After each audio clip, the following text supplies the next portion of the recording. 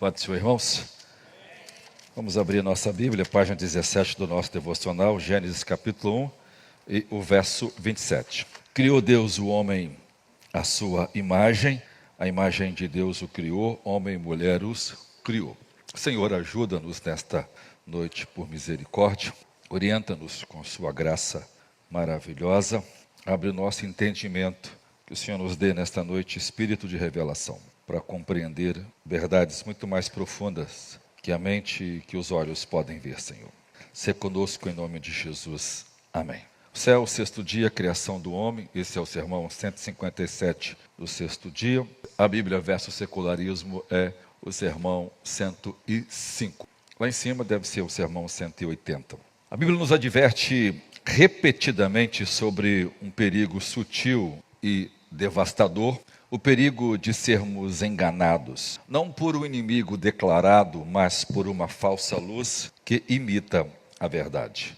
O apóstolo Paulo, escrevendo aos Tessalonicenses, descreve a trágica condição daqueles que perecem, porque eles não receberam o amor de Deus, o amor da verdade, para se salvarem. Por isso Deus lhes envia a operação do erro, para que creiam na mentira. Hoje, em nossa jornada, continuando a Divina Comédia de Dante, estamos no canto 8º do Inferno, ainda nos versos 1 a 12, onde nos deparamos com uma imagem profética, já que Dante era um profeta, desta operação do erro. Uma rede de sinais luminosos que se comunicam entre si, criando a ilusão de verdade no meio do pântano. Ele e Virgílio estão atravessando o pântano, o rio da Estígio, no seu romance, na primeira parte, O Inferno, no canto 8º. Aquela mesma lama que eu preguei sobre os irados, gastei um tempo com isso com os irmãos. Agora, eles estão chegando perto da capital do inferno, a cidade de Dite. E aí, ele vê naquelas torres altas, duas chaminhas, uma em cada uma, fazendo sinal uma para outra. E no meio do pântano, daquela névoa, quase que você não conseguia ver.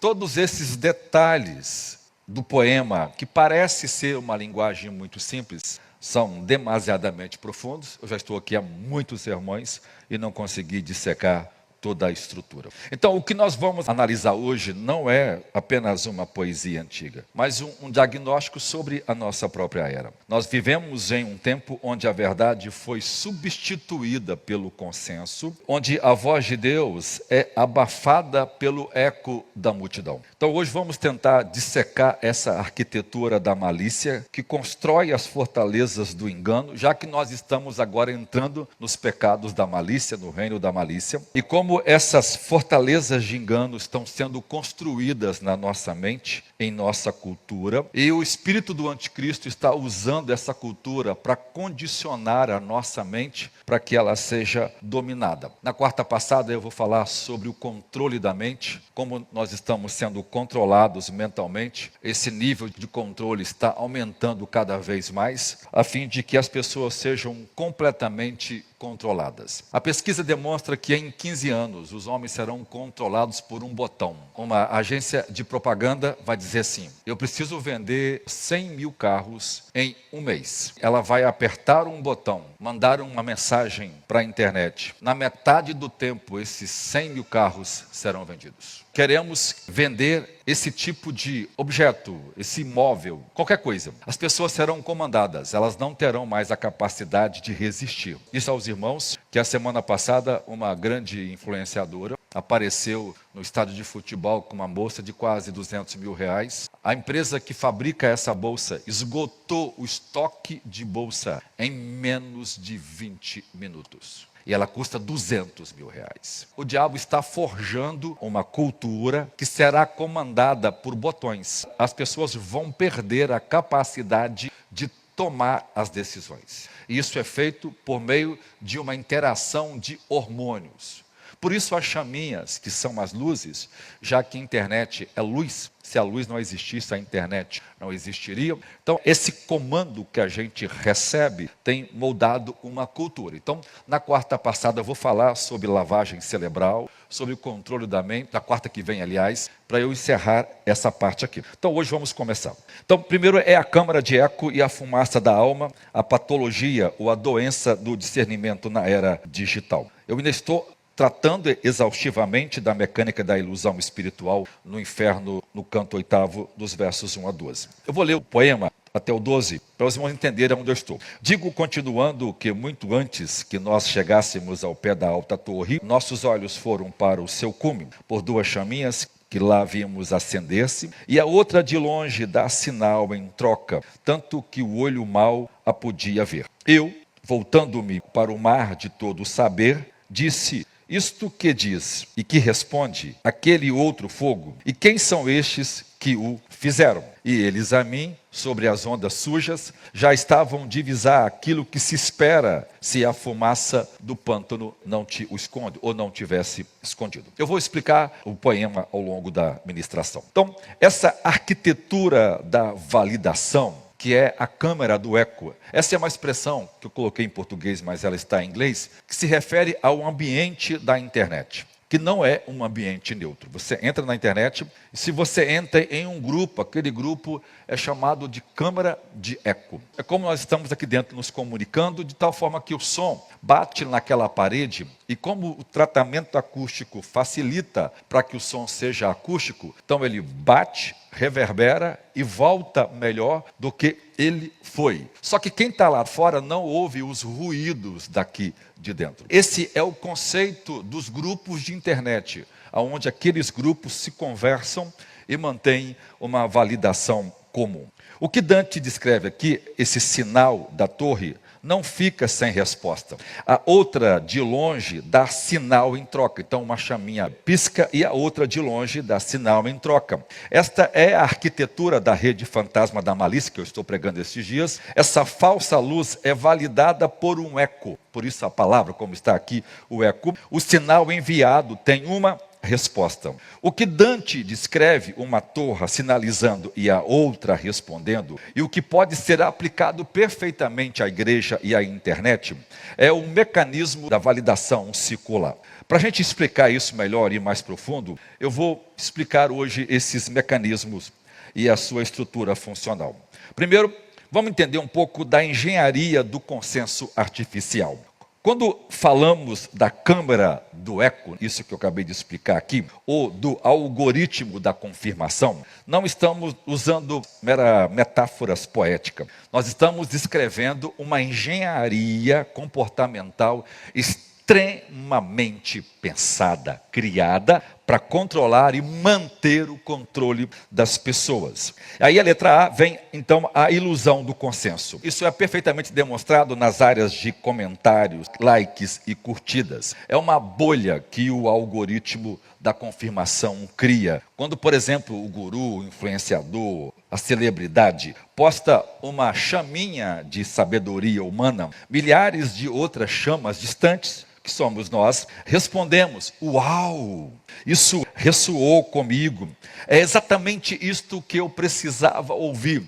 As pessoas respondem com uma chaminha, com um foguinho, com uma frase, aquilo que está sendo dito e mandado o sinal. E dentro da igreja, por exemplo, dessa cultura da igreja de entretenimento, é o amém da multidão para uma heresia embalada, da qual as pessoas não distinguem a verdade do erro. Segunda questão que explica perfeitamente isso é o mecanismo do espelho. Nas redes sociais e nas igrejas modeladas pelo marketing, já que isso faz um sucesso extraordinário hoje, o sistema é desenhado para mostrar somente aquilo que as pessoas gostam. Se você tende a gostar de mensagem de autoajuda teológica ou pregadores que conformam com a sua verdade, com a sua teologia, então o algoritmo esconde de você qualquer pregação que confronte você, por exemplo, que fale sobre a cruz, que fale sobre a santidade. Ele cria um mundo onde todos parecem concordar com a heresia que você gosta. Por exemplo, você entra num vídeo que o cara está detonando o dízimo. O sistema entende, se você ficar lá por muito tempo, o sistema entende que você não concorda com o dízimo. Então o sistema é criado para que você não tenha acesso a outros vídeos que desmente tudo aquilo que aquele doutor em teologia, embora tenha um doutorado, está mentindo de forma descarada e que poucas pessoas têm a capacidade de interpretar o texto. Mas o sistema esconde. Por quê? Porque as pessoas estão atrás de alguma coisa para ouvir que validam aquilo que elas pensam ou defendem. Então, isso é o mecanismo do espelho. O terceiro é o espiral do silêncio. Então, a ciência social explica esse fenômeno através da teoria da espiral do silêncio. É quando a opinião dominante, que é o eco, parece ser a única verdade. Você ouve aquilo e aquilo se encaixa perfeitamente. É como se a pólvora estivesse sendo inventada. É isso que eu pensava, é isso que eu queria ouvir. E as pessoas estão atrás. E na rede hoje, irmão, você tem explicação para tudo, para todos os gostos. E quem discorda sente medo do isolamento e se cala. O maior medo do ser humano é o medo de ser cancelado. O medo de não ser aceito. Esse é um medo inato no ser humano. É por isso que a rede tem o poder tão grande sobre as pessoas. E isso cria uma falsa percepção de unanimidade. Como as pessoas têm medo de se posicionar contra aquilo que está sendo no grupo, então ela está naquele grupo e ela sempre participa. Mas quando tem um assunto que ela não concorda, que ela deveria se manifestar, para poder pelo menos ser um contraponto naquele grupo, ela se cala. Como todo mundo se cala, parece que aquele grupo todo concorda com aquela unanimidade. O problema é que quem está discordando e que não se posiciona, está condicionando a mente inconscientemente para concordar mais tarde. Chegar o momento em que aquilo que a pessoa ficava incomodada não incomoda mais. Por quê? Porque o cérebro entende, se aquilo me incomoda e eu continuo lá, é porque eu estou me forçando a condicionar aquilo. Então o próprio cérebro se reajusta, se readequa e passa a aceitar aquilo. Então o amém da multidão aqui não é a prova da verdade, mas a prova da conformidade social. Ou seja, as pessoas acreditam que aquilo é verdade, embora não seja verdade. Sociologicamente, quando vemos milhares de chamas distantes, os likes, comentários, os améns, validando um falso ensino, ocorre exatamente essa espiral do silêncio. Quando as pessoas que deveriam se posicionar, que deveriam dizer que aquilo está errado, que aquilo vai dar problema, que aquilo vai destruir as pessoas se calam porque elas não querem ser confrontadas num grupo onde ela está participando. E veja, quem discorda ou que tem um discernimento bíblico, sente-se isolado e intimidado por essa maioria barulhenta e tende a ficar calado. E isso vai criando no cérebro uma ilusão de unanimidade. Ou seja, parece que todo mundo concorda, mas na verdade é o erro que está sendo ampliado. E a questão é o seguinte, hoje, quanto mais uma questão é discutida na internet ou colocada na internet e ela tende a ser falsa, mas voz ela tem automaticamente. D é a verdade por volume. Nesse sistema, a verdade deixa de ser uma correspondência com a realidade, porque a verdade tem que bater com os fatos em que ela está inserida. E a realidade sempre é a palavra de Deus. Mas agora não é o que a Bíblia diz, agora é uma questão de volume. Quer ver uma coisa que as pessoas muito dizem erroneamente? Naquele tempo as pessoas eram mais patriarcais, as pessoas eram mais conservadoras, as pessoas eram mais radicais.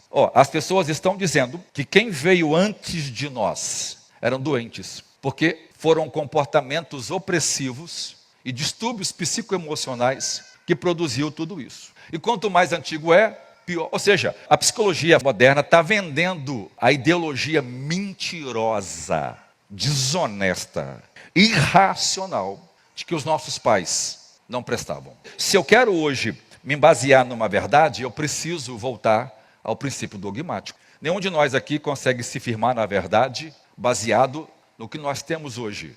Porque a verdade não nasce conosco, irmãos. E a verdade que eu recebo não deve ser diferente da verdade que o apóstolo Paulo recebeu há 2000 anos atrás. Nem que Abraão recebeu há 4000 anos atrás.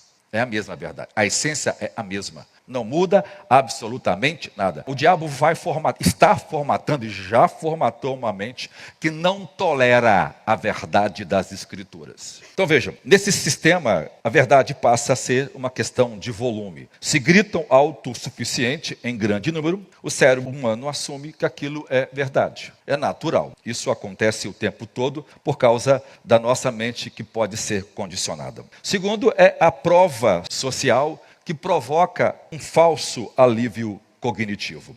Por que as pessoas dizem amém a uma heresia embalada? Toda hora nasce uma heresia na igreja e ela ganha uma força assustadora. As igrejas grandes assumem aquilo e faz aquilo, troca a embalagem, mistura o evangelho com aquilo, mas na essência daquilo é uma heresia, é uma falsidade. Por que que isso ganha a atenção das pessoas? Por que que isso atrai as pessoas em uma sabedoria humana vazia? Quer ver? Surgiu agora no mundo um sistema que agora algumas pessoas começaram a ver com mais discernimento, em que um grupo de homens sobe a montanha. A loucura do problema comportamental. O cara está na igreja e ele ouve o pastor ensinar a vida inteira que ele tem que honrar a mulher, que ele tem que ser homem de verdade. Ele faz curso de casado e faz várias lições e não muda. Ele sobe a montanha, ele volta de lá um outro homem. Por que que isso acontece, irmãos? Por causa do comportamento cognitivo de comportamento coletivo. Ele comprou uma ideia emotiva, ele comprou uma emoção, ele comprou um conceito, ele se viciou em dopamina, em hormônios. Então, nos primeiros 6 meses, ele é o melhor cara do mundo. O problema é que os hormônios vão precisar cair, porque o cérebro precisa criar um contraponto. Aí ele libera o hormônio da depressão, e aquele cara que estava lá em cima, aquilo cai e ele vira um demônio. E quando ele volta ao estado, ele não mais pode ser domado. Olha que sacada de Satanás. O cara vai lá, tem uma experiência, alguns nem se converteu de verdade. Estão se batizando nesses eventos no mundo inteiro. Isso não é avivamento, isso não é mover de Deus. É uma estratégia que nasceu do budismo. Por que que isso é assim, irmão? Primeiro, porque por trás disso tem bilhões de dólares para se vender, para poder usar as redes, para poder fazer os testemunhos. Do mesmo jeito que o marketing, a Jeep precisou ganhar mercado. Ela gastou uns bilhões de dólares e contratou a maior agência. Então ela criou as estruturas, ela usou o Instagram. Esse pessoal usou a mesma agência. Para os irmãos verem como as pessoas são dominadas por uma conduta, por uma mentira que é vendida.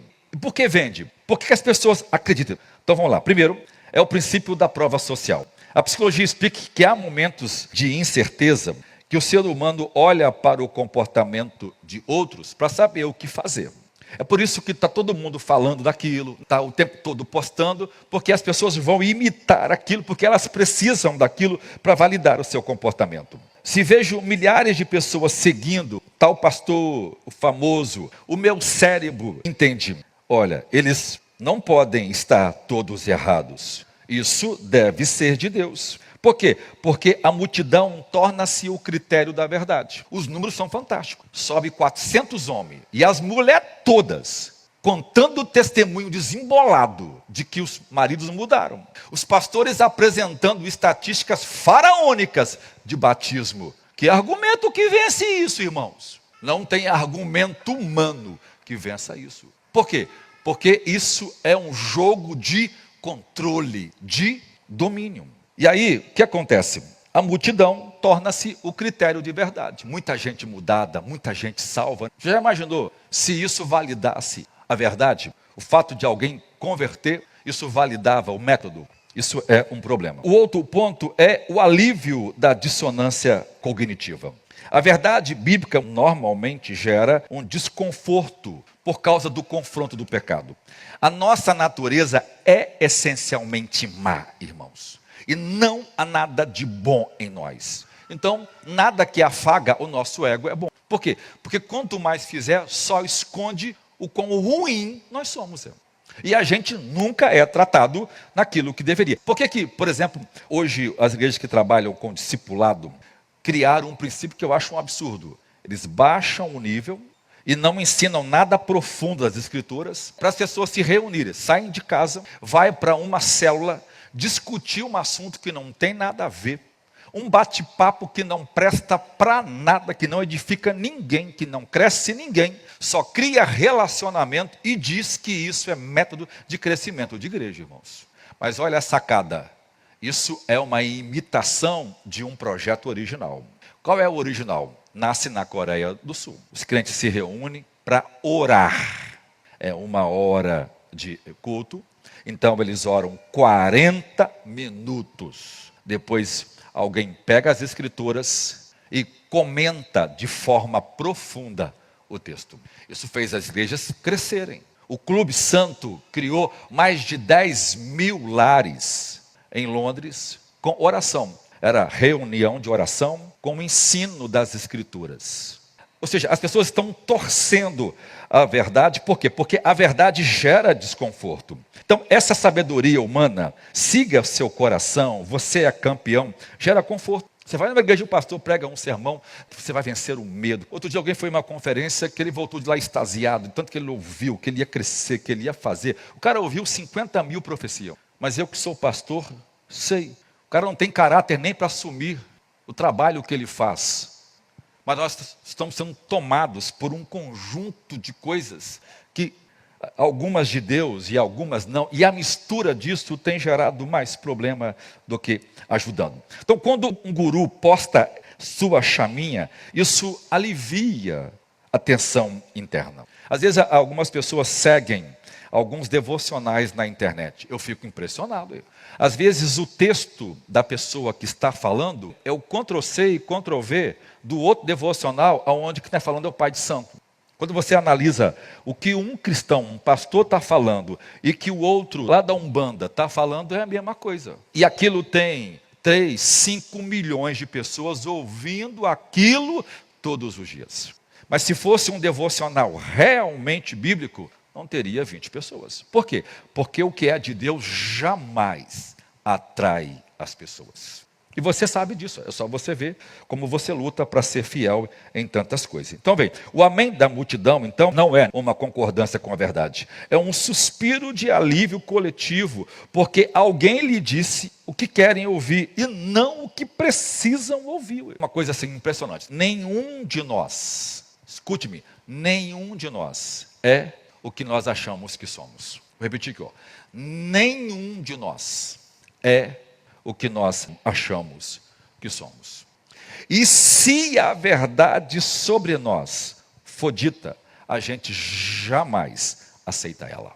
Por quê? Porque nós somos mal. Terceiro é a liturgia da autoadoração. Aqui está a profundidade espiritual mais assustadora. A troca de sinais entre a torre, que é o líder influenciador, e as chaminhas distantes, que são a multidão, os seguidores, cria um ciclo fechado que exclui Deus. Porque ali Deus vai ser reinterpretado, as pessoas vão começar a dizer o que elas pensam, o que elas acham. Já imaginou se chegássemos aqui, eu abrisse a Bíblia, eu fizesse um comentário e cada um dos irmãos começasse a opinar o que os irmãos pensam do texto? Seria uma bagunça, embora tem muitas igrejas liberais que são assim. A pregação bíblica, ela é autoritativa, ela é o assim diz o Senhor. Ela não está aqui para poder a gente ficar discutindo conceitos e ideias. Estamos aqui para pregar aquilo que é a verdade. A outra questão é que isso cria uma simbiose narcisista.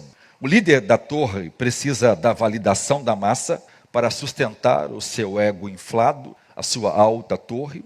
A massa precisa do líder para validar os seus desejos carnais de sucesso e de conforto. Isso um alimenta o outro na verdade, é um pacto silencioso. Eu digo que vocês são especiais e vocês dizem que eu sou ungido. Então, quando você está seguindo alguém, você cria um pacto com aquela pessoa, mesmo que você não queira. É muito comum os cristãos seguirem normalmente gente que não deveriam seguir. E nesse quesito, irmãos, a maioria dos crentes quebram a lei de Deus. O Salmo 1 diz que a gente não vai se deter no caminho dos pecadores, não vai se assentar na roda dos escarnecedores e a gente não vai viver com eles. Quando você segue alguém, você faz os três juntos. Seguir alguém, você está no conselho, detém no caminho e assentado em rodas escarnecedoras. Em um botãozinho. Você não precisa parar com a pessoa na rua. Olha o que a rede fez com a gente. E nesse quesito, irmãos, a maioria dos cristãos seguem pessoas que nunca deveriam seguir. Mas por que essa geração segue? Porque essa geração mudou a mentalidade dela. O diabo conseguiu perverter a mente das pessoas e elas não conseguem entender o perigo disso. Jeremias 5,31 diagnostica exatamente essa câmara de eco, perfeitamente. E ele fez isso há milênios atrás. O texto fala assim, os profetas profetizam falsamente, os sacerdotes dominam pelas mãos deles, e o meu povo assim o deseja. Ou seja, o problema não é apenas o enganador no topo da torre, é que a multidão ama o engano. O sinal de longe responde porque o coração do povo já estava inclinado ao erro. É apenas uma antecipação do ditado de Goethe, quando eu preguei para os irmãos aqui o Fausto. Como são as inclinações, assim são as opiniões. Então, por que as pessoas seguem aquele tipo de gente? Por que as pessoas estão compartilhando aquele tipo de conteúdo? Por causa da inclinação do seu coração. Por isso ela defende aquilo com unhas e dentes. Depois vem a substituição do Espírito Santo. Numa igreja saudável, o amém é a resposta do espírito humano à verdade das Escrituras por meio do Espírito Santo. Mas como hoje as pessoas não dependem mais do Espírito Santo para ensinar, na câmara do eco, o amém é a resposta à emoção humana manipulada psicologicamente. Ou seja, a euforia coletiva substitui a unção genuína. Aí alguém começa a se levantar contra o negócio que está fazendo um sucesso no Brasil. E aí aquelas pessoas que estão por trás pegam pastores de nome, pastores que são seguidos, gente que tem 3 milhões, 5 milhões, e esses pastores começam a falar o quão bom é aquele evento. Mas ninguém sabe que aquele pessoal pagou uma fortuna para aqueles pastores fazerem aquilo. Por quê? Porque eles estão vendendo aquele conceito. Eles não estão dependendo do Espírito Santo. Eles estão repetindo aquela verdade. Eles estão mostrando para as pessoas a qualquer preço de que aquilo que eles estão fazendo é a verdade dos fatos. Mesmo que não seja bíblico, mesmo que despreza o evangelho das Escrituras, mesmo que despreza o método que Deus estabeleceu para a salvação do pecador, que é a pregação do evangelho. Já que gerou resultado e aquilo é validado por muita gente importante, então aquilo é verdade. E as pessoas compram isso por quê? Porque tem gente importante por trás concordando com aquilo. E vejam, quando a celebridade, o teólogo, o influenciador acende a sua luzinha falsa e a multidão responde com milhares de likes e amém, nós não estamos vivendo um avivamento. É uma mentira que está sendo repetida várias vezes por tantas pessoas e que ela começa a soar e ela se parece com a voz de Deus, embora não seja a voz de Deus. Então nós estamos vendo a prova social substituindo a prova bíblica. Eu estava discutindo com um amigo pastor, eu disse a ele, rapaz, como é que você pode validar esse comportamento usando as Escrituras? Quais os respaldos que a Bíblia vai te dar para você? Porque agora os seus argumentos são práticos, são argumentos baseados em números, em dados, mas não com base numa doutrina concreta das Escrituras. Você abre uma igreja bíblica, ela demora a crescer. Ela tem problemas, o diabo impede, as pessoas vão se convertendo aos poucos e vão maturando. Abre uma igreja no estilo do marketing. O cara abre uma igreja que comporta 5.000 membros e ela enche em menos de 3 meses. Por que ela enche? Porque ela tem uma estrutura que vende essas mesmas plataformas. E isso virou uma febre no mundo. O que nós vemos no Brasil hoje já aconteceu nos Estados Unidos e que hoje está decaindo, porque isso enche por um tempo e quando esvazia, esvazia também de vez, embora demora um tempo para chegar isso. Então eles criam um sistema onde a validade de uma mensagem não é medida pela cruz, mas pelo engajamento. E nesse sistema, a heresia que afaga o ego sempre terá mais sinais de resposta do que a verdade que mata a carne. Porque as pessoas não querem, pastor, a mensagem é pesada, é rude. Elas não querem essa pregação. Elas querem uma mensagem que seja agradável, que o pastor seja aquela pessoa que faça todo mundo rir. Embora não há pecado em rir, mas quando isso vira o critério, é um desprezo pela verdade das Escrituras. Porque quando você olha para trás, você não vê ninguém ao longo da história fazendo gracinha em cima do púlpito para entreter a pregação do evangelho na igreja. Mas por que hoje todo mundo aceita isso? Porque as pessoas estão atrás desse humor. Conheço amigos que nunca se converteram, que vivem uma vida toscada no pecado. Gente rica e poderosa, mas que ouve esses pregadores. Rapaz, eu não saio de casa sem ouvir uma palavra de fulano. Ele ouve isso, mas não muda, não transforma, não salva a alma dele. E ele está cada vez mais se consolidando na vida, mas ele ama, ele não sai de casa sem ouvir aquilo. Por quê? Porque aquilo é muito bom de ouvir, porque é legal, você morre de rir. É um show que qualquer um que tenha a habilidade de contar essas anedotas e o humor vai fazer perfeitamente. Segunda parte, então, o ciclo fechado, a clausura epistêmica da malícia digital. Então, essa rede da malícia não opera apenas atrás da mentira direta, mas atrás da construção de um círculo hermenêutico fechado. Nesse sistema, a verdade deixa de ser medida por um padrão externo e objetivo, que é as Escrituras e a verdade dos fatos, e passa a ser validada pela intensidade da validação social. A lógica torna-se perversamente democrática. Se milhares de pessoas curtem, aquilo adquire o status de verdade, de realidade. O conceito central aqui é a câmera do eco, onde aquilo acontece. Ele não é apenas um termo técnico, mas uma metáfora para um ambiente de isolamento cognitivo. Cognitivo é da verdade. Especialmente nas redes sociais, onde ideias, opiniões, dogmas são reforçados através da repetição incessante.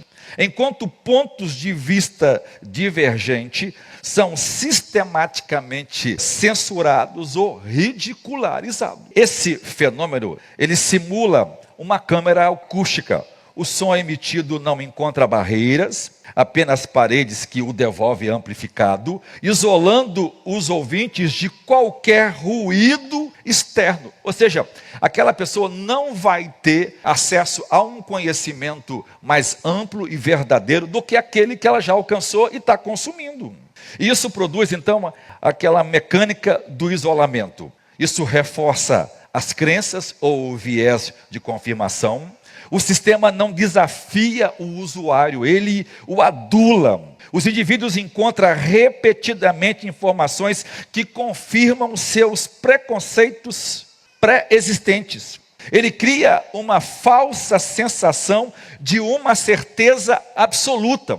É o que Paulo chama de comichão nos ouvidos. É quando você passa a ouvir coisas que agradam aquilo que você acredita, que aquilo conforma com aquilo que você acha.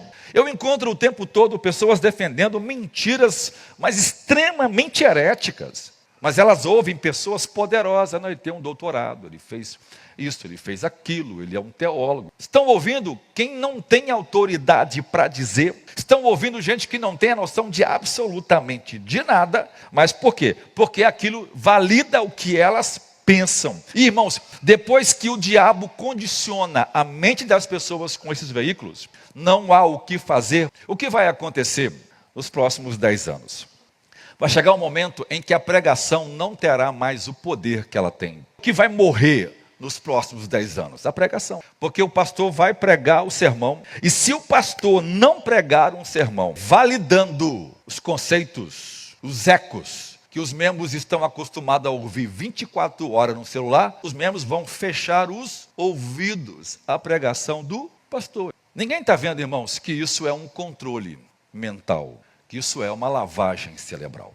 Depois isso gera um isolamento epistêmico, de conhecimento. O sistema tende a excluir, a filtrar ou cancelar qualquer informação que contradiga a ortodoxia ou a crença ideológica do grupo. E se alguém é dissidente e não concorda, não é vista como debate, mas como traição, como heresia contra o grupo. Então as pessoas estão defendendo o indefensável. Estão vivendo uma conduta doutrinária extremamente antibíblica. Mas o grupo se fecha. E todo mundo acredita naquilo. Porque tem as evidências, tem teoricamente os sinais, tem os gurus que comandam aqueles conceitos. De tal forma que as pessoas estão sendo condicionadas a pensar. E qualquer um que chegar, mas isso não estaria assim errado? Isso concorda com as escrituras? Já começa a ver, opa, é gente sendo usada pelo diabo para poder discordar daquilo que a gente está vivendo. Embora exista realmente gente que discorda, o problema não está nisso. As pessoas não estão lutando por uma verdade, elas estão lutando por uma mentira. Elas não estão lutando porque elas estão vivendo a vida mais santa, amando mais a Deus, honrando mais a Deus. Pelo contrário, o que elas vivem prova que tudo aquilo que elas defendem é uma farsa, é uma mentira. E aí vem a curadoria algorítmica. Os algoritmos das plataformas digitais atuam como sacerdote, como pastores dessa nova religião. Eles priorizam o conteúdo com o qual o usuário se enganjou emocionalmente. Não é o pastor que vai definir qual porção das escrituras deve ser pregada, qual sermão ele vai fazer. Não é mais a ação do Espírito Santo por meio do pastor. Agora nós temos um outro trabalho que não é o Espírito Santo que faz, é o algoritmo que faz isso. Ele que vai definir o conteúdo que vai chegar até você. Ele que vai definir o que ele vai te enviar, porque aquilo faz você se engajar emocionalmente. Aí você deixa de ouvir a verdade dos fatos e ouvir gente, porque tem gente na rede séria, tem gente pregando um evangelho verdadeiro, tem gente honrando a Deus com suas redes, mas é a exceção. Primeiro, que a gente precisa entender que é um espírito que controla isso, que é o espírito do anticristo. Então, se você está pesquisando um assunto na internet e que concorda com o progressismo, então a rede vai te encher de conteúdo. Mas se você procura na rede um assunto que contraria aquilo que está governando o mundo, o que ela faz? Ela até te mostra uma, mas ela não deixa. Às vezes eu quero encontrar um canal de alguém que eu sei que é homem de Deus, irmão, eu digito uma vez. É um canal do YouTube, 2 vezes, 3 vezes, 4 vezes, 5. Lá na 7ª vez é que aparece. Não é maldade? Eu digito do mesmo jeitinho, fulano de tal, uma vez. Não aparece nada dele. Parece um monte de coisa nada a ver. Outra vez, nada. Por que ele faz isso? Porque ele oculta esse conteúdo. Há um espírito que controla isso. Às vezes as pessoas estão julgando que não sabe, que não tem o Espírito Santo para discernir as coisas. Não é assim não.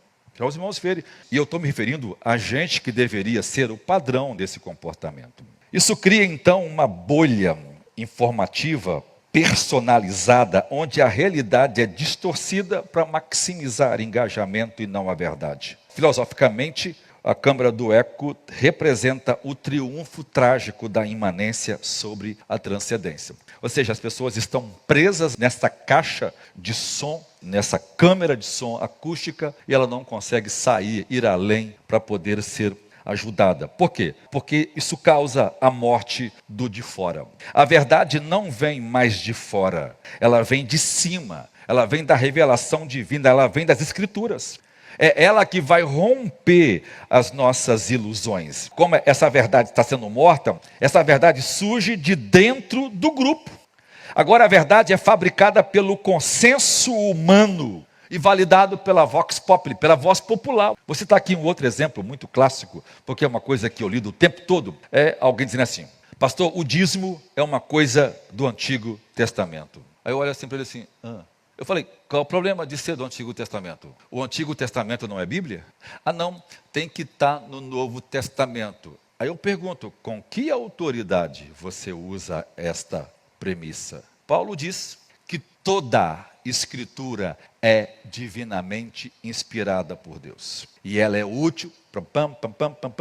Mas quando Paulo fala isso, ele só se referiu ao Antigo Testamento e talvez um evangelho escrito, para os irmãos verem como a gente torce as coisas porque a gente acredita na coisa errada. Depois isso produz a horizontalização da autoridade. Aquela autoridade que deveria ser vertical, Deus falando ao homem, passa a ser puramente horizontal. É a rede falando consigo mesmo. Então as pessoas têm uma fé que a rede dá. Ela tem um devocional que a rede dá.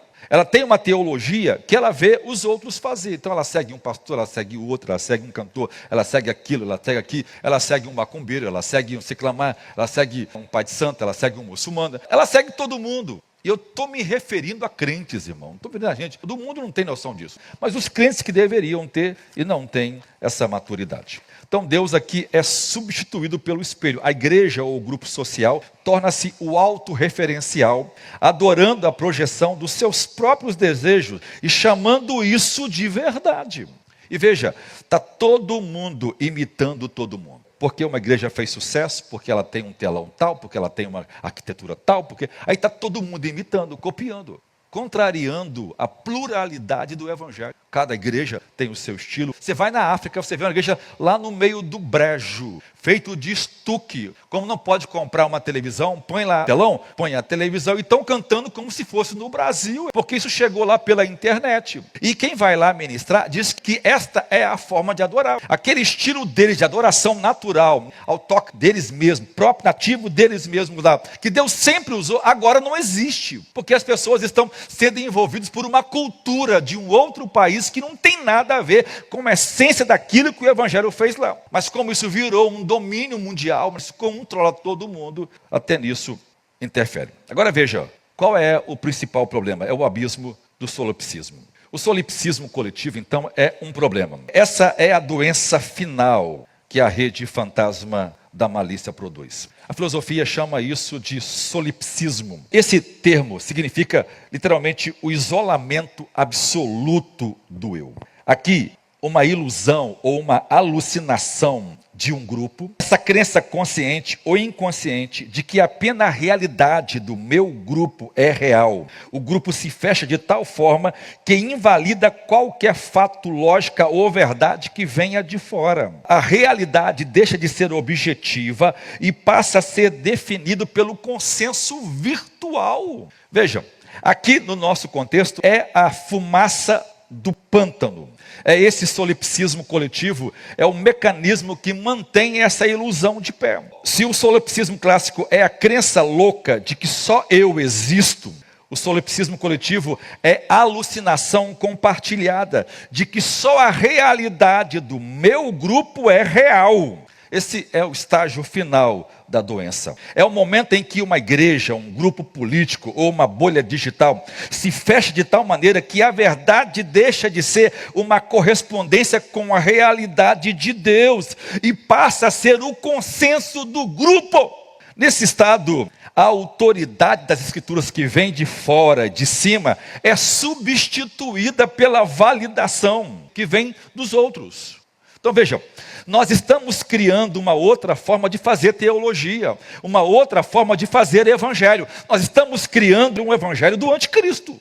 E não importa se estamos usando o nome de Jesus, se estamos usando Bíblia, se estamos cantando o nome de Jesus, se aquilo que a gente está vivendo, primeiro não é segundo as Escrituras e depois não produz a verdadeira conversão. Então, o grupo dá as mãos, fecha os olhos para a luz do sol e declara que a única luz que existe é das suas próprias chaminhas artificiais. Teologicamente, isto é a forma suprema de idolatria, é o culto ao nós. É a repetição do pecado de Babel, onde a unidade tenta substituir a voz de Deus. Então, eles criam um chamado universo paralelo, onde o erro é verdade, só porque é popular. E nesses lugares, se alguém ousar a falar a verdade bíblica, não será vista como um profeta, mas como um louco ou inimigo da paz do grupo. Agora, irmãos, se a gente fosse um pouquinho inteligente, daria para descobrir o erro.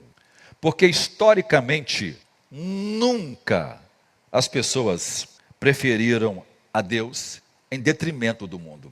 As Escrituras dizem isso o tempo todo, de que o mundo, de que a carne, de que o pecado é sempre preferível do que Deus.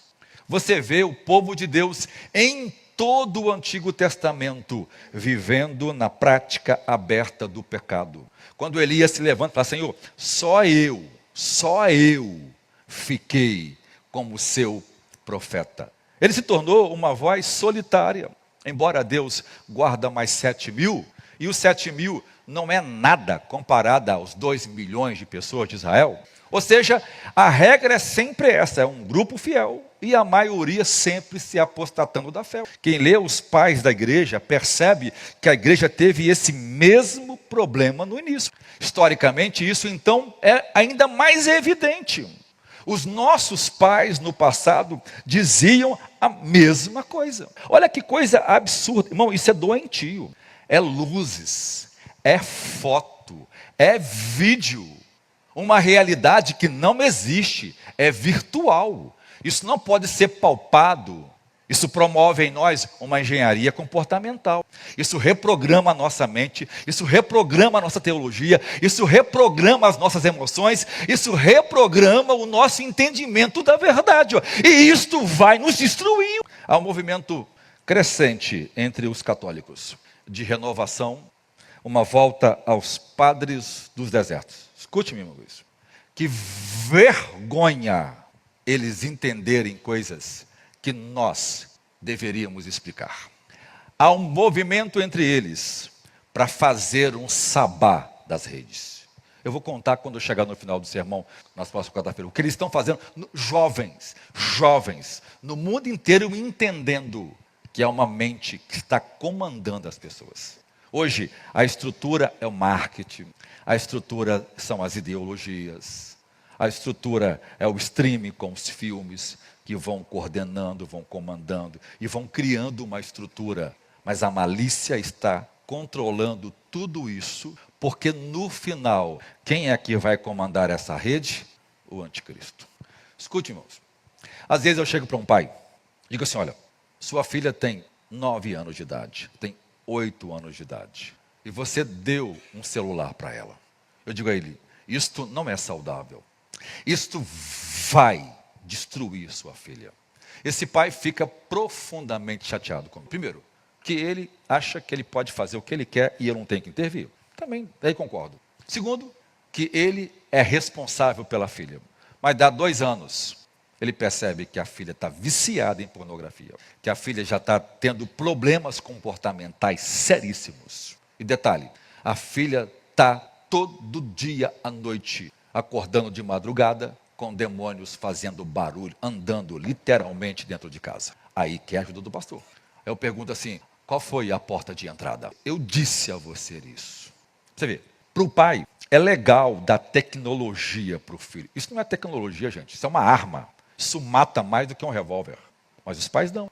E não adianta o quanto eu brigo, o quanto eu esbravejo aqui, isso não muda as pessoas. As pessoas vão continuar seguindo pessoas imorais. Você vê, você segue uma pessoa que ela acabou de largar o marido. Eu vou citar alguns exemplos aqui fictícios, mas na verdade eles são reais. Existe no mundo real, mas eu vou mudar algumas nuances. A mulher é casada há 10 anos, tem um filho de 9 anos, um filho de 6 e um filho de 2 anos de idade. Ela vai num show do cantor predileto dela. Ela é uma mulher bonita. No show, ela fica na frente, chega mais cedo. O maridão, como sempre, os maridos nunca abrem os olhos para isso. E chega a mulher pertinho do palco lá. O cantor famoso botou o olho na mulher, trocando os miúdos. Ele foi embora no outro dia à tarde, que o show dele, o avião só ia no outro da tarde. E com quem ele foi embora? Com uma esposa. A outra, casada, com filhos, com criança pequena. abandona o marido, se envolve com alguém que não tem caráter algum, vive abertamente na prática do pecado. Essas pessoas ganham milhões de seguidores. Essa moça casada, antes de fazer isso, não tinha 100 seguidores. Eu vou exagerar um pouquinho. Tinha 1.000. Hoje ela tem quase 4 milhões de seguidores. Sabe o que mais me assusta, irmãos? Não é o que ela fez, que é terrível, que é péssimo, que desonra a Deus. É que grande parte dos seguidores dela são crentes. Escute-me, olha para a minha coisa aqui, irmãos. Quando você segue uma pessoa dessa, primeira coisa que você está fazendo, eu seguir alguém é você compartilhar da mesma perspectiva daquela pessoa. Eu gosto do estilo de vida que ela tem. E o estilo de vida que ela tem desonra a Deus. Eu poderia citar aqui milhares de versos que mostra que isso Deus odeia. O problema não é só você estar seguindo. O problema é que a sua mente será condicionada a não mais achar que aquilo é pecado. Escute-me, o fato de você dar um clique, irmãos. Um clique muda a sua realidade comportamental. Porque aquela engenharia vai reestruturar a sua mente para não mais achar que aquilo é pecado. Então você está seguindo alguém que desonrou o marido, que traiu o marido, que foi embora e que vai trocar de mais 10, 15 por causa da fama. Mas o problema é que não é um pouco não, é a maioria dos crentes. Uma dessas outro dia falou assim, olha só, ela tem quase 6 milhões de seguidores. Ela falou bem assim, Deus me traz essas coisas, um relance, que eu não acompanho isso. Aí alguém me mostrou ela falando, eu quero pedir desculpa aqui agora aos evangélicos, já que a maioria, olha só o que ela fala, já que a maioria das pessoas que me seguem é gente que crê em Deus de igrejas. Olha o que ela falou, ela foi contar uma coisa aberrante, imunda, imoral. O texto bíblico de Paulo diz que até o falar, até o nomear, Paulo diz que nem falar pode. E Paulo não fala, que é tão vergonhoso. Mas ela fala e todos quem estão lá. Concluindo, a análise que fazemos hoje revela uma verdade aterrorizante. É possível vivermos cercados por luzes, aplausos e concordâncias e ainda assim estar completamente mergulhados na escuridão. Esse solipsismo coletivo e a câmara do eco são as prisões modernas da alma, onde o amém da multidão substitui o assim diz o Senhor. Mas há esperança. A mesma palavra que diagnostica a doença oferece a cura. Isaías nos chama para fora dessa bolha de auto-engano com um convite à realidade divina. Ele diz assim, buscai ao Senhor enquanto se pode achar, e invocai enquanto está perto. Deixe o ímpio e o seu mau caminho, e o homem maligno e os seus pensamentos. Ou seja, a igreja só tem que sair disso. Irmãos, eu tenho dito, e depois vou dar uma receita para os irmãos, usa tudo que você tem na internet para a glória de Deus, gente. Que dificuldade a gente tem de usar as coisas para Deus? Ou seja, a gente precisa romper o ciclo da malícia digital, da idolatria do nós. Nós precisamos voltar à única fonte de verdade que não muda com os algoritmos e não depende de likes. Nós precisamos seguir unicamente a palavra eterna de Deus. Jesus disse que aquele que conhece a verdade os libertará. João 8,32. Nós precisamos ter coragem de desligar os ecos da multidão para ouvir o silêncio da oração, a leitura devocional, e a única voz que pode nos trazer para fora do pântano em direção à luz verdadeira é o poder do Espírito Santo. Escute-me, eu e você precisamos fazer uma escolha. Eu e você precisamos decidir a quem nós vamos servir, se é a Deus ou se é Baal. É uma escolha que eu e você vamos ter que fazer. Ou a gente decide viver uma vida que honra a Deus em tudo, ou a gente vai viver esse evangelho falsificado e o fim não será legal para nenhum de nós. Senhor, muito obrigado por essa noite. Ajuda-nos, faz as tuas obras em nós, converta o nosso coração. Traz quebrantamento, arrependimento. Ajuda-nos, ó Deus, a desvincular de tudo aquilo que desonra seu nome, a sair daqueles lugares onde o seu nome é blasfemado, onde a sua glória é vilipendiada, onde o nome de Jesus é usado de forma indigna. Seja conosco, ó Deus, e opere as tuas obras poderosas em nós. Ajuda-nos, salva-nos, restaura-nos, no nome de Jesus. Amém. Deus abençoe os irmãos.